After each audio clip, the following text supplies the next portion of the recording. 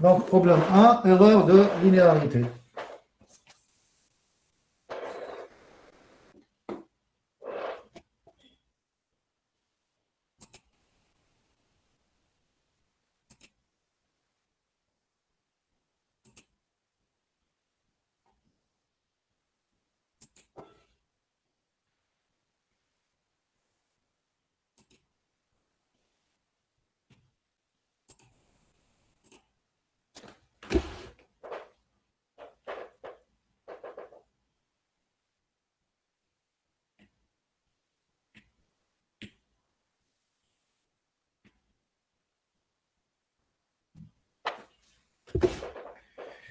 Voilà, donc on veut mesurer donc une distance avec un capteur. Donc le déplacement linéaire avec un capteur de position à résistance, comme schématisé sur le schéma, donc figure 2.1. Donc vous avez devant vous l'exercice. Hein? Oui, oui. D'accord, vous avez l'exercice, je vous ai envoyé hier, donc ceux qui ont téléchargé la série. Donc, dans le domaine industriel, il y a beaucoup de capteurs donc, qui sont résistifs à déplacement, donc pour la mesure de déplacement. Généralement, ils se présentent sous cette forme. Donc, je vais un peu expliquer cet exercice. Donc, vous avez devant vous un schéma, mais en réalité, c'est quelque chose qui est sous cette forme-là.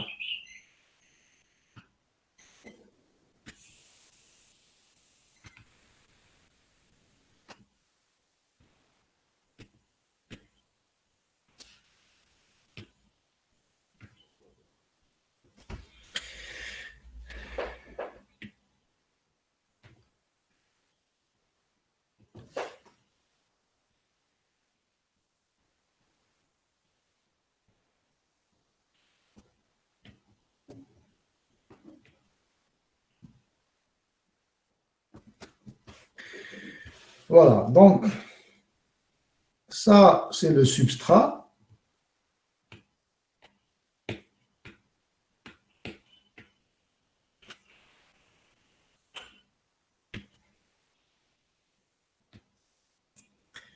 Donc, celle-ci, c'est la couche résistive.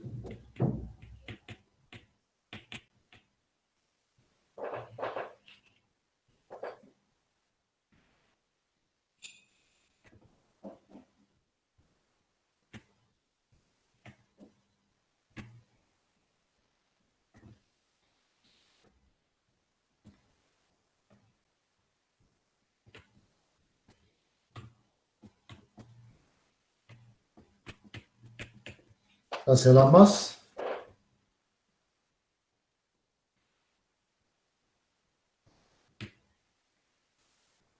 Ça, c'est ER.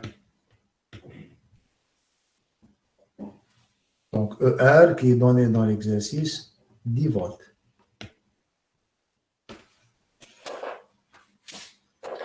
Vous avez un curseur.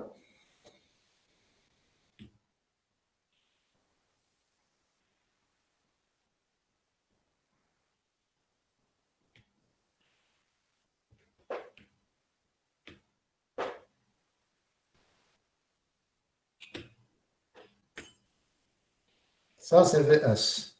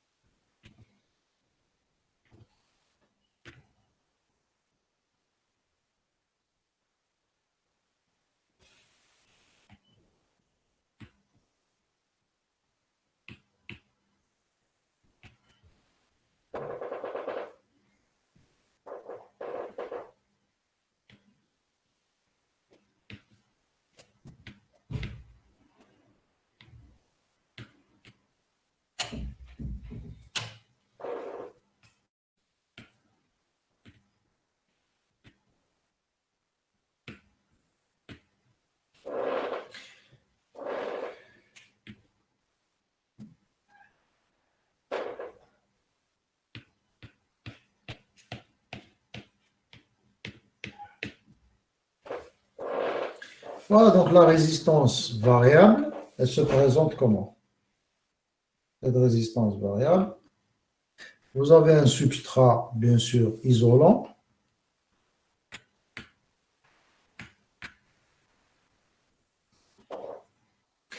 On va venir déposer sur ce substrat donc une couche résistive.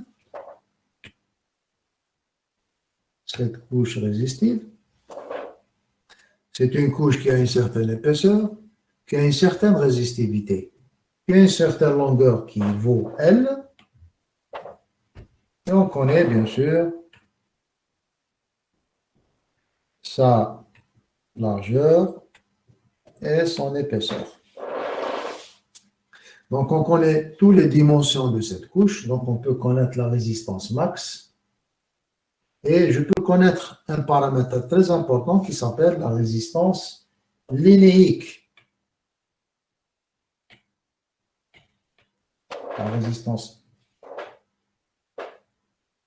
La résistance linéique, c'est quoi?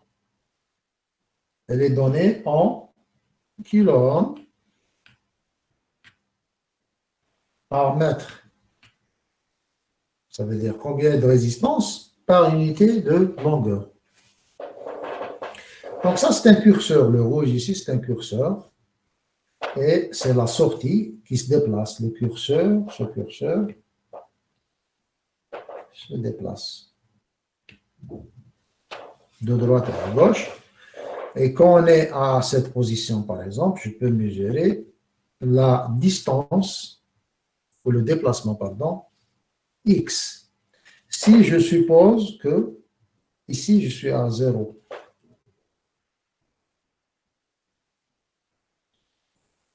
Ici. Et ici, je suis à L, entre 0 et L. Je mesure un déplacement entre 0 et L. J'espère que le schéma est explicatif. Donc, je branche mon capteur à une tension de référence de 10 volts. L'autre bout, je l'envoie vers la masse, GND. La sortie variable, c'est la sortie VS. Supposons que ce capteur va être branché à un autre instrument, à un autre circuit, avec une impédance RC. Donc, c'est ce qu'on appelle la résistance de charge. Ce qu'on veut déterminer dans cet exercice, c'est l'expression de VS en fonction de X. Ça veut dire comment on doit varier la tension VS en fonction du déplacement X. Voilà ce qu'on veut déterminer dans cet exercice. Donc, première question.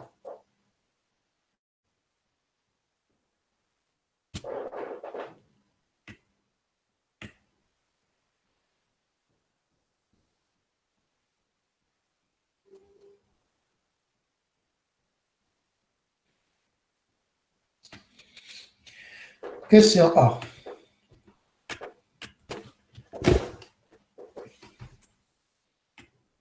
Expression de VS. Bien sûr, en fonction de X.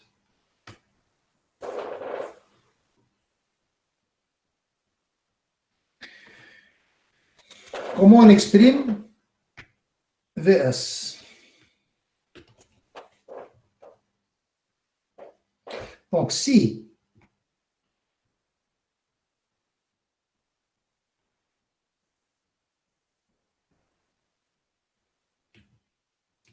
RC vaut l'infini, ça veut dire circuit ouvert.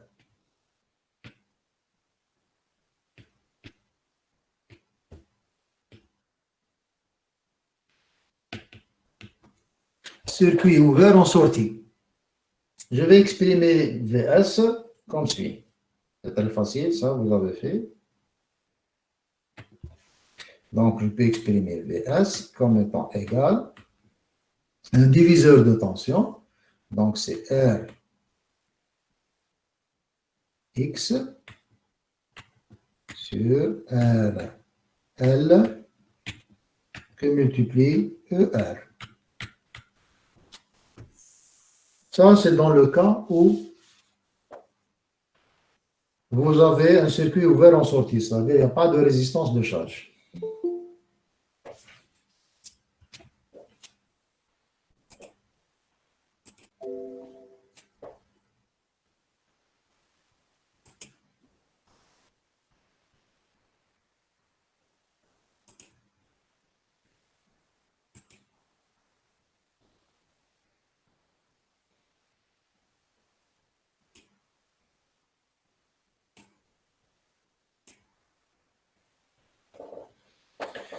Donc, je vais écrire que Rx est égal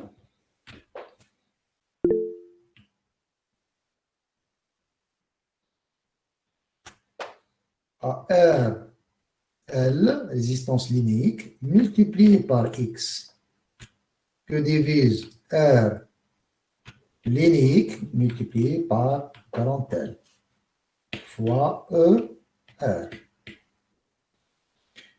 qui va être égal à ER sur L fois X. Donc, j'ai VS égal à ER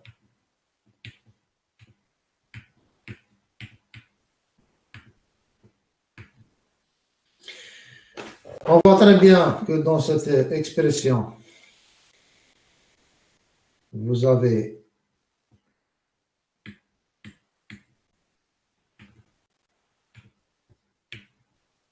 donc ER sur L, c'est constant. Et vous avez VS varie linéairement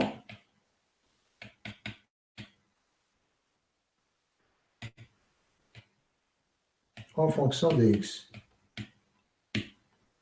Ici, le capteur est linéaire. Ça veut dire la variation de la tension en fonction de X est linéaire. Et la sensibilité ici, elle est facile. Là, c'est ER sur L. C'est ça la sensibilité. Donc, on peut déterminer la sensibilité.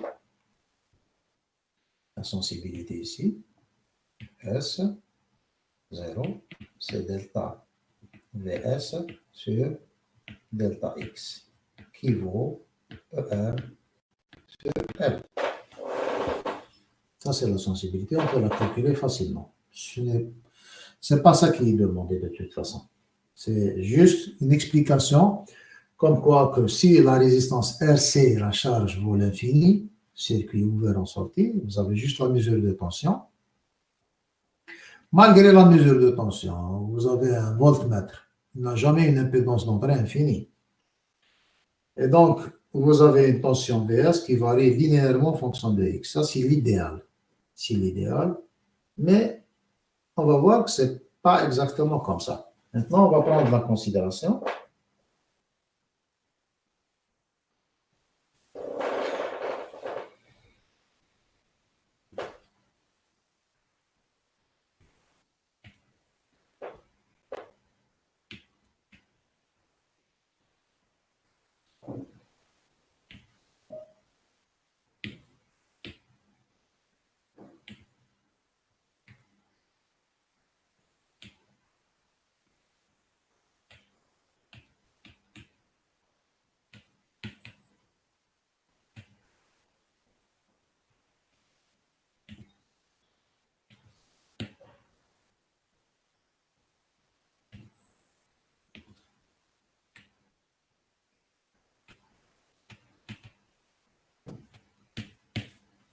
Le cas où la résistance RC est finie, comment on va faire? Comment on va calculer la tension?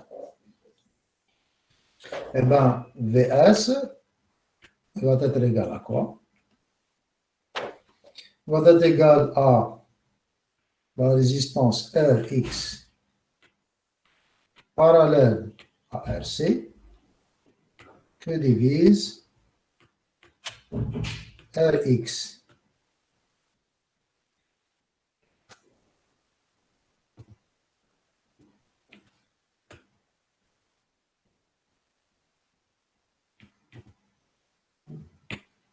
Donc, c'est la résistance Rx parallèle RC divisée par, ce n'est pas la résistance RL, mais plutôt la résistance RL moins X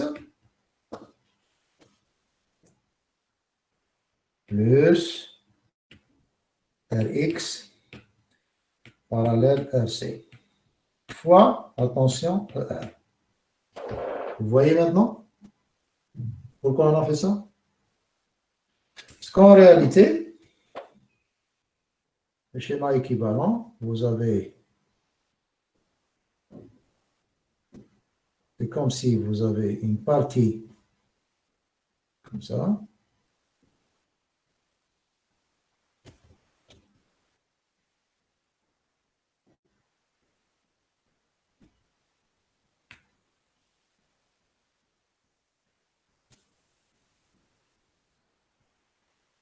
ça c'est RC.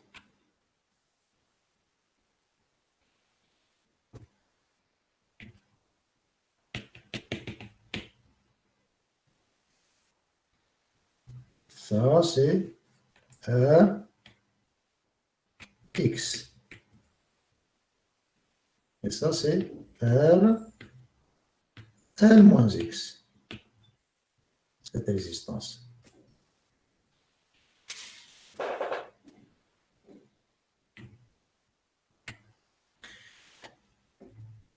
Donc, de ce côté-là, vous avez Rx qui est en parallèle avec RC. D'accord? On voit Rx parallèle avec RC. Et ici, vous avez RL, la résistance L. Ici, vous avez le L. RL moins X, moins cette valeur. C'est pour cela qu'on écrit cette équation. C'est clair?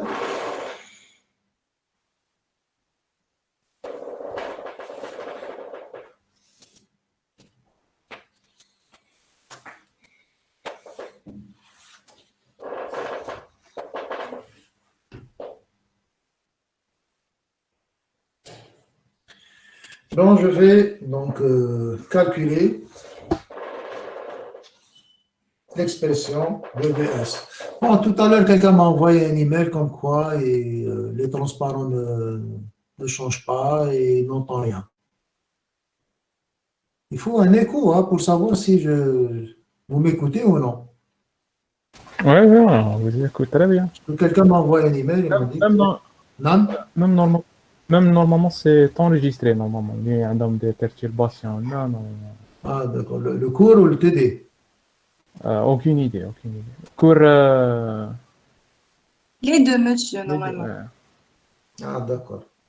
Quel étudiant est enregistré? Donc, vous voyez bien mon écriture sur Bien sûr, ça va, l'appel. oui, oui. Ah, d'accord.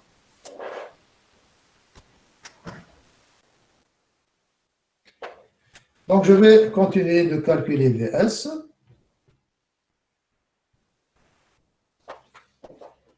Donc, j'ai dit que c'est Rx parallèle RC sur Rx parallèle RC plus R L moins X fois ER qui vaut quoi? Donc, Rx, c'est Rx fois RC sur Rx plus RC divisé par Rx RC sur Rx plus RC plus R L moins X fois ER. Donc, ça va être égal à quoi? Donc, c'est Rx fois RC, Rx fois RC, plus L moins X fois Rx plus RC fois ER. Donc, c'est un développement. Hein, donc, je vais continuer de développer cette écriture. Et donc, Rx, donc c'est RL linéique multiplié par RC multiplié par X multiplié par ER. Que divise donc RL RC X plus RL 1 moins X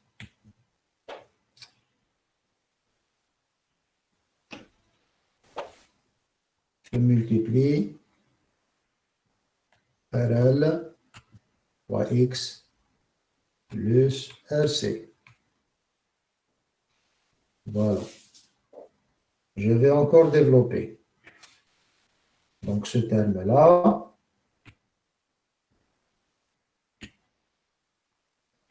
il va être égal à quoi? Donc, il va être égal à RL. Donc, je peux enlever ici le RL. Hein.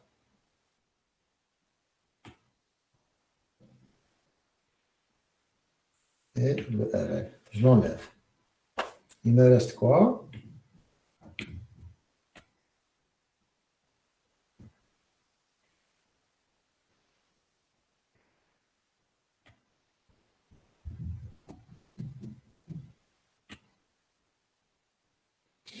Donc, ce terme-là, je vais le développer. Donc, c'est RL XL plus RCL moins RL X au carré moins RCX.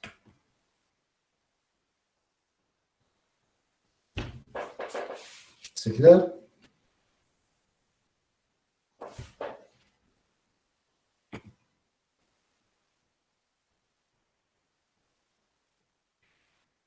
On voit très bien que ce terme va s'annuler avec ce terme.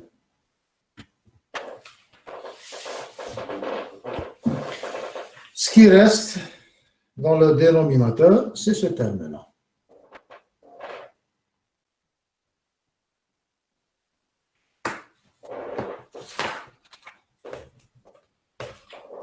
Donc, ce terme-là, donc vous avez R, T.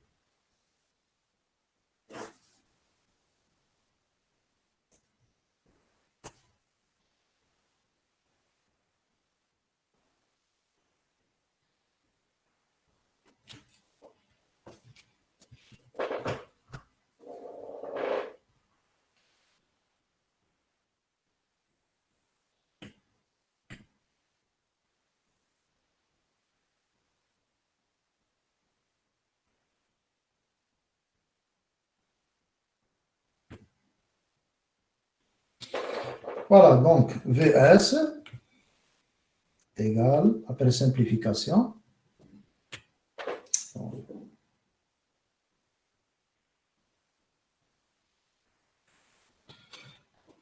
égale à RC fois X fois ER que divise donc RL RCL plus RL grand L fois X moins RL X au carré. Donc, je vais remplacer par leurs expressions. Vous avez RC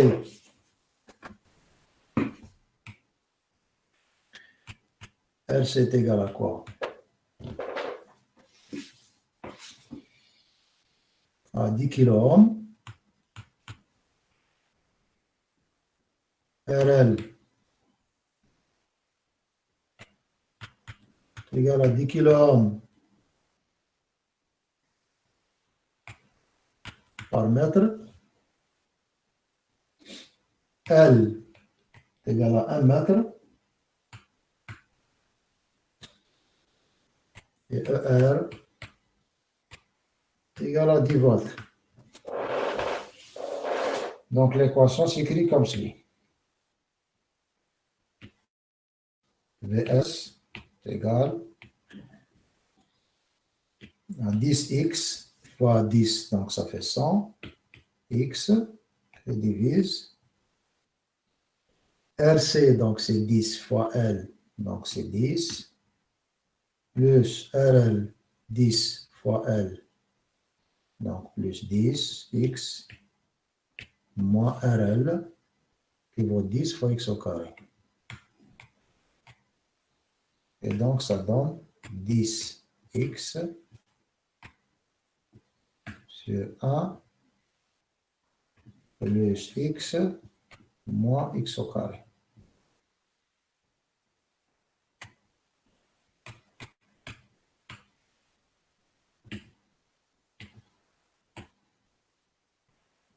Voilà l'expression de Vs. Bien sûr, elle est donnée en volts.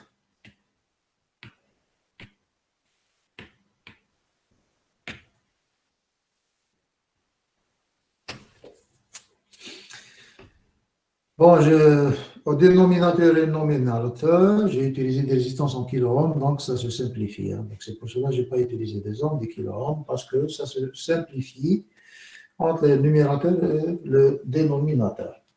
Voilà. Jusqu'ici, il n'y a pas de problème.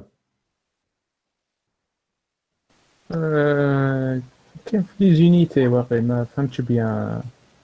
Les unités, vous avez dénominateur. Hein? Le dénominateur. Oui. Qui dit RC fois L. Oui. Et 10 kiloohms. En bas, il y a des résistances. D'accord. D'accord. X, c'est des distances. C'est en mètres. D'accord. D'accord, mais RC fois L. L'unité, c'est des résistances fois une longueur. Voilà. RC, RL, RL, R indice L, c'est la résistance linéaire. C'est des ohms par mètre. Donc, ça se simplifie avec L. C'est bon, ça. D'accord. C'est bon, d'accord. Ça. Voilà. Donc, on trouve cette équation. On trouve que cette équation, elle donne la tension Vs non linéaire en fonction de X. Elle est non linéaire. Ce n'est pas comme tout à l'heure, quand la charge RL, elle était infinie, donc circuit ouvert, ou impédance d'entrée du voltmètre infini, et ben, la tension Vs, elle était linéaire. Maintenant, la tension Vs n'est pas linéaire. Donc, c'est dû à plusieurs facteurs. Donc, le circuit qui va charger le capteur, il a une impédance d'entrée. Tout dépend de cette impédance d'entrée. Si elle est grande ou petite. De toute manière, elle va influencer la linéarité du capteur. Maintenant, le problème, il se pose. Pourquoi on parle de linéaire, non linéaire, etc. Est-ce que vous voyez un peu quelle est l'importance de la linéarité dans les systèmes de mesure? Pourquoi on cherche toujours le linéaire?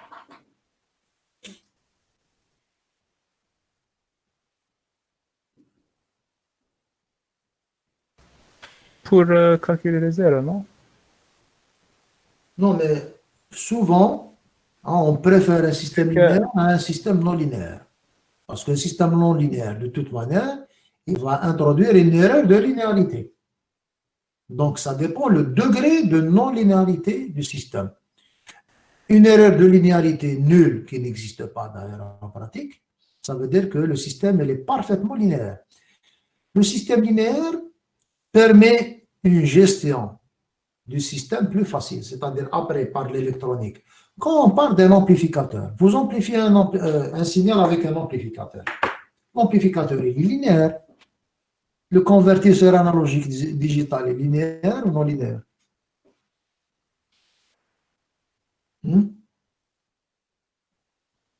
Tu es convertisseur de quoi?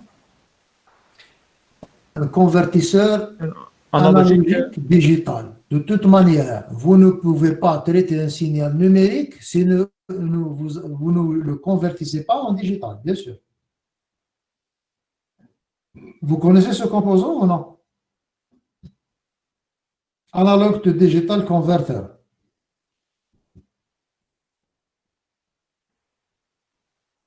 C'est quoi ce composant? Vous avez une idée?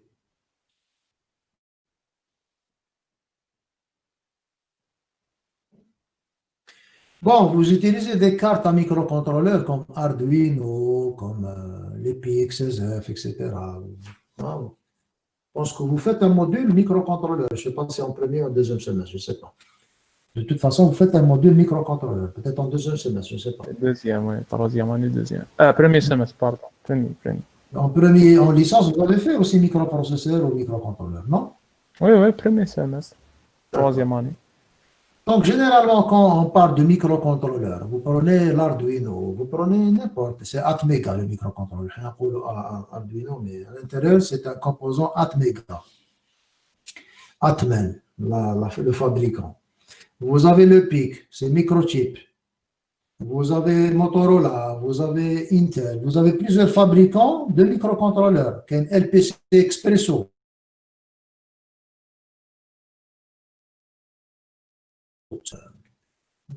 Donc, le microprocesseur ARM. Donc, il y a des microprocesseurs plus puissants. Et donc, à l'intérieur des microprocesseurs, vous devez différencier entre microprocesseurs et microcontrôleurs. On vous a appris ça en licence. Le microprocesseur, c'est juste l'unité logique de traitement. Alors que le microcontrôleur contient l'unité logique de traitement arithmétique et logique.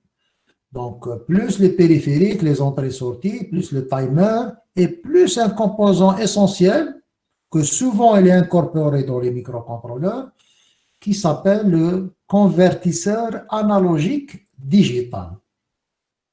Ça veut dire que c'est le composant qui vous permet de passer du monde analogique au monde numérique. L'Arduino ne peut comprendre en aucun cas un composant analogique, comme un capteur de force, ou un capteur de pression, un capteur de température s'il est analogique, s'il ne disposait pas d'un convertisseur analogique digital. Donc, un convertisseur analogique digital, c'est un composant essentiel en électronique. Je dirais essentiel. Il y a même des conférences internationales dans le monde qui sont dédiées seulement au convertisseur analogique digital. Tellement son importance en électronique. Parce que pour pouvoir communiquer avec un ordinateur pour qu'il puisse communiquer avec l'extérieur, l'extérieur c'est un monde analogique. Et pour comprendre le monde analogique, il faut des capteurs. Hein? Maintenant, on parle de Internet of Things, les IoT, ce qu'on appelle les IoT en français, mais ce qu'on appelle Internet of Things en anglais. Internet of Things. Things, c'est quoi? Donc, c'est les systèmes préhenseurs, ceux qui peuvent capter l'information analogique. Quand on dit température, la température n'est pas numérique. Hein? Malgré que l'ordinateur numérique, il y a un développement dans le numérique, mais les paramètres physiques, la température de l'air, elle est analogique, la vitesse de l'air, du vent, elle est analogique, l'ensoleillement du soleil donne une information analogique, donc il vous faut des capteurs analogiques. Ces capteurs analogiques, pour qu'ils puissent communiquer avec l'ordinateur, il faut un convertisseur analogique digital. Et là, le traitement. Vous avez un traitement analogique et après un traitement numérique. Le traitement analogique nécessite, généralement, c'est des composants linéaires. Est-ce que vous avez entendu parler d'un amplificateur non linéaire? Je vous pose la question. Hein? J'écoute. L'interaction, elle est faible. Hein? Très faible. La flèche va dans un seul sens. Et c'est un enseignement qui n'est pas très pratique. Hein? J'ai posé une question. ما كنتش تسمعوا. La différence entre un ampli linéaire et non linéaire, je sais pas, aucune idée. Ouais, Est-ce que vous pouvez donner un exemple apparemment. d'ampli non linéaire? Ou là, hein? Regardez, en électronique, vous devez faire cette distinction. Il y a deux électroniques. Vous avez l'électronique linéaire et l'électronique non linéaire. Je ne sais pas si on vous a appris ça en licence. L'électronique linéaire, elle est régie par des équations différentielles linéaires. Par exemple, un amplificateur de son, un amplificateur stéréo, un amplificateur de poste radio, c'est un amplificateur linéaire. On peut rentrer beaucoup dans ce détail pour... Donc, généralement, l'électronique linéaire, c'est une approche. Je vous donne un exemple, le transistor. On vous a appris le transistor, on vous a appris la diode. Est-ce que la diode, elle est linéaire? La caractéristique de la diode, elle est linéaire. Elle n'est pas linéaire. Non. La caractéristique du transistor n'est pas linéaire non plus. Oui. Et donc, c'est pour cela qu'on polarise un transistor. La polarisation, on vous a dit que pour pouvoir faire un amplificateur avec un transistor, il faut le polariser. Il faut travailler dans la zone linéaire. C'est pour cela qu'il y a le point de fonctionnement, la droite de charge, que vous avez fait ça en électronique. Pour pouvoir faire travailler le transistor dans sa zone linéaire. Parce que le transistor, les composants actifs ne sont pas linéaires. Par contre, il existe une autre électronique qui s'appelle l'électronique non linéaire. Comme par exemple l'oscillateur. L'oscillateur, qui est un circuit très important en électronique, en transmission. L'oscillateur, c'est un composant non, c'est un circuit non linéaire. Un oscillateur à quartz qui existe dans les microcontrôleurs, c'est un circuit non linéaire. Un modulateur, c'est un circuit non linéaire. D'accord? Donc, vous devez faire cette distinction qui est très importante. Vous devez savoir quelle est l'importance de la linéarité et pourquoi on veut faire des linéarisations dans les systèmes de mesure. Vous allez comprendre avec le temps. Voilà, donc je termine l'exercice de toute façon parce que c'est un long débat qui nécessite le présentiel. Hein. Ce n'est pas évident comme ça. Donc, la première question, on a répondu à la première question, on a déterminé l'expression de la tension Vs. Maintenant, la deuxième question, c'est la plus importante. Calculer l'erreur de linéarité, EL, sur l'étendue de mesure. L'étendue de mesure, c'est du capteur, 0 à 1 mètre. Hein? Peut-être vous vous étendez, ce n'est pas un potentiomètre classique. Hein? Attention, ce n'est pas un potentiomètre pour un circuit électronique. Hein? D'ailleurs, vous ne trouvez pas ce genre de capteur en Algérie. Si vous voulez acheter ce type de capteur, on ne les trouve pas. On les trouve à l'étranger. Vous rentrez sur Internet, vous mettez capteur de déplacement linéaire à potentiomètre, etc. Vous trouvez. Hein? Et c'est quelque chose qui coûte cher, hein, pour votre information. C'est des capteurs à 50 cm, 1 mètre, etc. Ils sont utilisés dans l'industrie, hein, pour les machines, etc.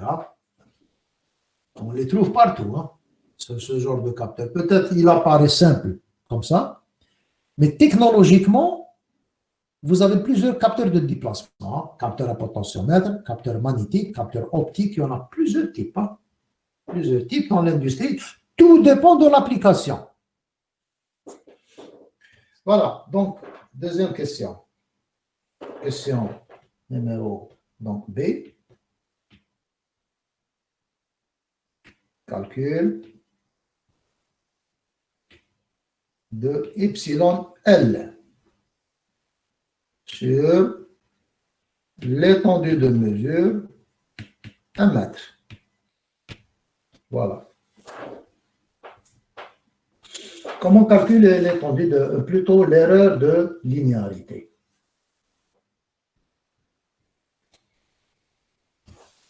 Maintenant, si je trace légèrement la courbe, hein, la courbe du capteur,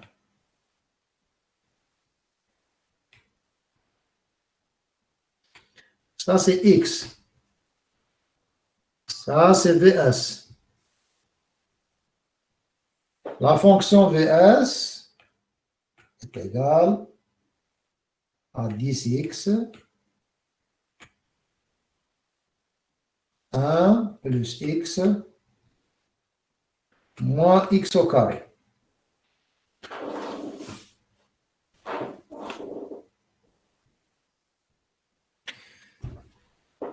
Donc, si tout à l'heure, on a trouvé pour RC égale infini, on a trouvé, donc c'était, je vous rappelle, EL sur L. On a trouvé 10x. VS est égal, ça, c'est 10x. Si vous vous rappelez bien.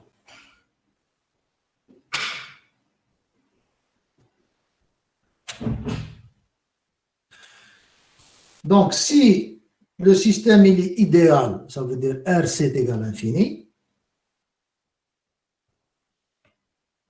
Donc, 10 volts ici. Hein. Maximum, c'est 10 volts.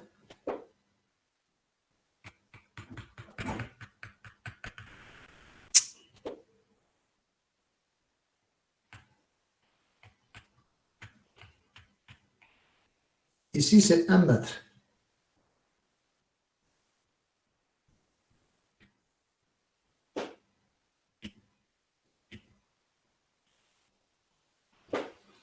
Le cas idéal, c'est une droite. Ça, RC égale infini.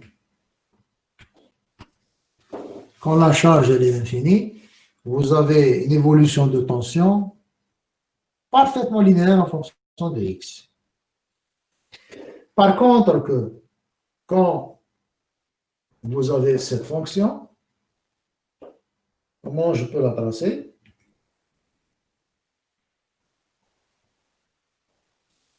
Donc, je dois savoir un peu. Oui? dire des valeurs ou chauffe à peu près comment. Non. C'est une mauvaise méthode. Calculer la dérivée. Ça, c'est une fonction. Calculer la dérivée de x. J'obtiens quoi? Donc, c'est 10 fois 1 plus x moins x au carré moins 10x fois 1 moins 2x divisé par 1 plus x moins x au carré. Voilà la dérivée. Je vais encore développer cette dérivée. Donc, c'est 10. 10x, il s'en va avec 10x ici. Moins 10x au carré. Moins 20x au carré.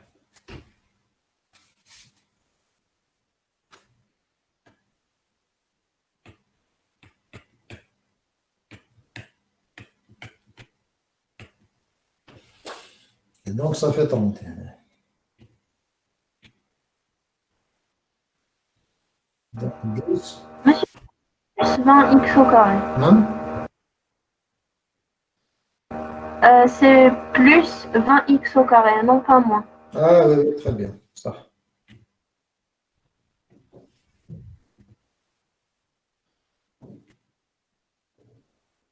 Et donc, ça devient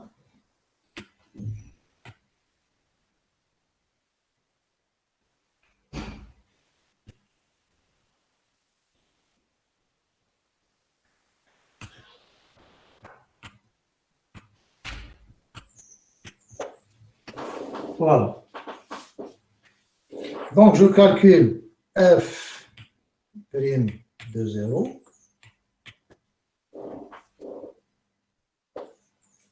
F' de 0.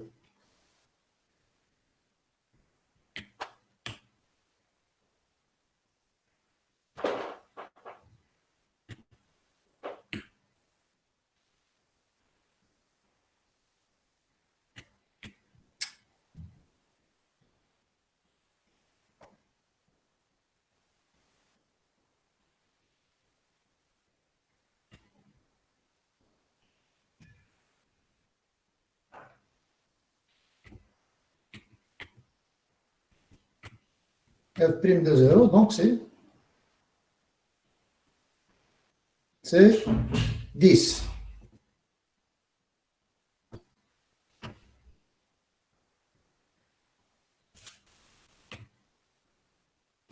F' de 1. C'est 20. Hein? C'est 20. C'est 20. Hein? La valeur de f' de 1. La valeur de f' de 1 de 1. Alors. 0, 0. Alors, on va à 0 ici. Monsieur, Oui? je Oui. vais pas te vous répéter pourquoi vous avez calculé la dérivée. Pour savoir comment le départ de la courbe de f de x, comment elle départ à 0, comment elle arrive à 1. C'est tout. De toute façon, elle est très proche de la linéarité. Je veux savoir qu'est-ce qui se passe à 0, qu'est-ce qui se passe à 1. D'accord, merci. Je vous en prie. Donc, à f de 1, donc c'est 20.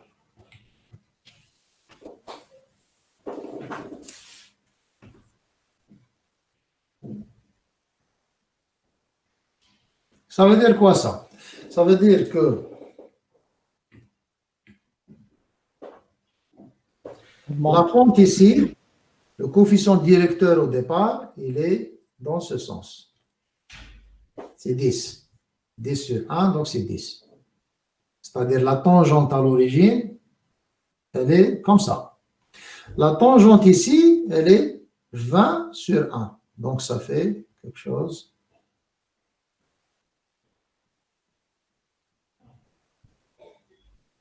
comme ça.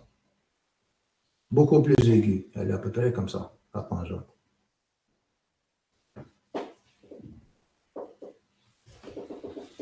D'accord? Ça, c'est les deux tangentes. La première tangente. La deuxième tangente. Première tangente. Deuxième tangente. Maintenant, je trace la courbe. Comment elle doit passer? Elle va faire ça normalement.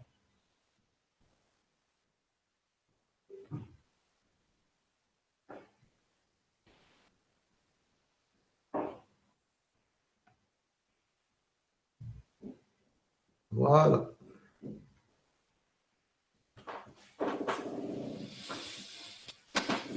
C'est-à-dire, il y a une tangente à 1 mètre, il y a une tangente à 0 qui est la même que la courbe verte. Voilà.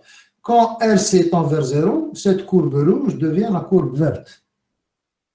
Quand RC est fini, la courbe du capteur, c'est celle de rouge. Et plus RC augmente, plus on va avoir de la non-linéarité.